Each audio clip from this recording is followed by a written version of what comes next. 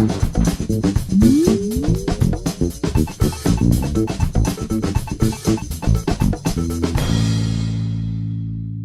everybody, welcome to the Wise Podcast. My name is Adam McLean. We're going to kick off today's show with a tip from Duffy Robbins.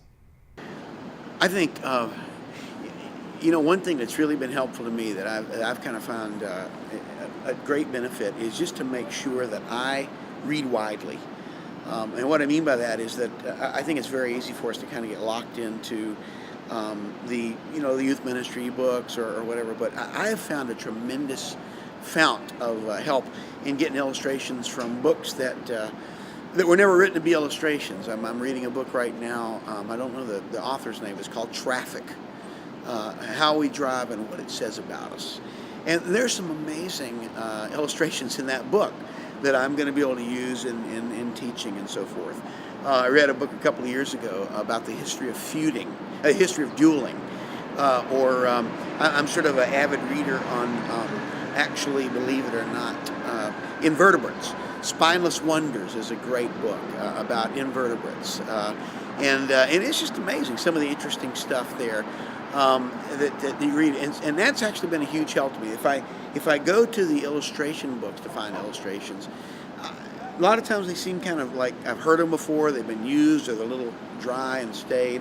But I find that the some of my best illustrations come from those kind of books. Maybe this will ring a bell for some of you who are watching. You go. I'm walking through Borders, or I'm walking through, Barnes and Noble, and I will always just kind of take a look at the humor section. I'll take a look at the photography section. Like I have one book I found the other day with 1,000 tattoos. That was the name of it, 1,000 tattoos. And you can scan some of that stuff, and it's just good, fresh illustration stuff that nobody else has. So that's probably just a simple, basic tip. Hey, if you've watched the podcast for any length of time, you know that we don't typically plug things. Well, this week's kind of like a weird exception because we found something that we just want to plug. It's cool, and we want to let you know about it. It's called the One Sermon Challenge, and it's put together by one.org. Maybe you recognize this cool logo or these awesome bands that they sent me. Anyways, what it is a project, and what they're asking people to do is preach sermons or teach lessons about how you can get involved in helping with the AIDS crisis in Africa. You can learn all about it at one.org, and if you sign up, they're going to send you all kinds of cool stuff, like this book from Bono. Check it out. You get a sweet t-shirt, and there's like this action thing which makes you look super official, and you can get involved. Anyways, we want you to check that out, and next up we have a devotional from Francis Collins. He's going to rock your world. I'm a physician and a scientist, and I've had the incredible privilege of leading the project that read out all the letters of the human DNA instruction book, the human genome. There are 3 billion of those letters, which is an awfully big number, and you have that entire information inside each of the 100 trillion cells of your body, and every time the cell divides, you have to copy the whole thing. An amazing system. And we're learning how that instruction book plays a role in health and also in disease. And for me as a physician, that's really the most exciting part, is to apply all this to try to understand how to prevent and treat disease. But I'm also a Christian. I was not always a Christian. I was raised in a home where faith wasn't considered very important. And in college, I was an agnostic, and in graduate school, studying chemistry, I was an atheist. I didn't see any reason to postulate anything outside of matter, energy, and mathematics. And then I went to medical school, and I saw people struggling with serious illnesses that were likely to take their life away. And I saw that some of them seemed to have this courage, this peace about facing the end, and I didn't think I would have that. And I began to wonder, what is that thing called faith all about? Could I be a scientist and also consider faith? Is faith something that has to be basically accepted just for what it is, or is there any reason attached to faith? And you know what? I found out that faith and reason are actually very much intertwined. Faith also gives you revelation, but reason and faith go hand in hand. What am I talking about? Well, for instance, for me as a scientist, I never stopped to think about, how did the universe have a beginning? Nature hasn't been observed to create itself, and yet here we are. That seems to cry out for a creator who is outside of nature, supernatural, not limited by space and time. Interesting. And I noticed the universe seems to be very finely tuned to make any kind of complexity possible, certainly to make life possible, as if somebody set the dials on all those constants.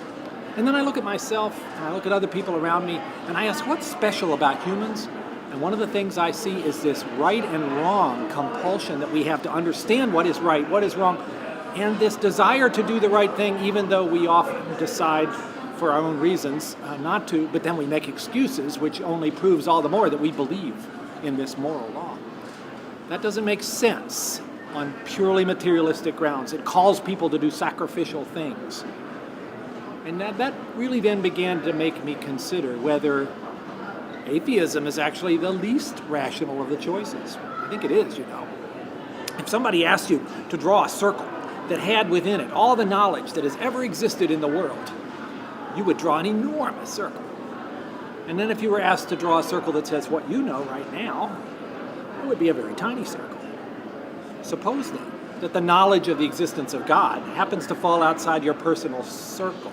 Would it not be rather arrogant to say, I know there is no God? Try that one on an atheist when you bump into them and see what they say. I was an atheist. Those arguments compelled me. And then I began to realize, how do I approach this God? How do I find out about what this God is like? And I searched the world's religions, and I encountered this unique figure, this figure of Jesus Christ, who not only claimed to know about God or to know a way to God, he claimed to be God and to be able to forgive sins, including mine.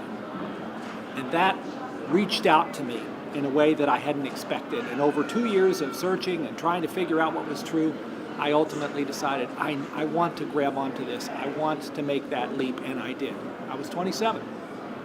And that rock has supported me ever since. Now, people would say, you're a scientist and you're a believer?